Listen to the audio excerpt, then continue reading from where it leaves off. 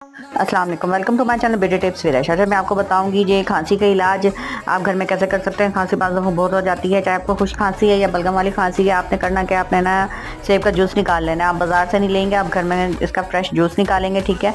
और जूस निकालने के बाद इसके अंदर आप दूसरी चीज़, एक गिलास में 1 चम्मच शहद ऐड करेंगे, ठीक है। ठंडा नहीं, आपने ये फ्रेश पीना है, ज़्यादा ठंडा करके नहीं पीना आपने, ठीक है। और ये 1 गिलास आप लेंगे तो इससे जो है किसी भी किस्म की जो खांसी होगी आपकी फ़ौरन ख़त्म हो जाएगी।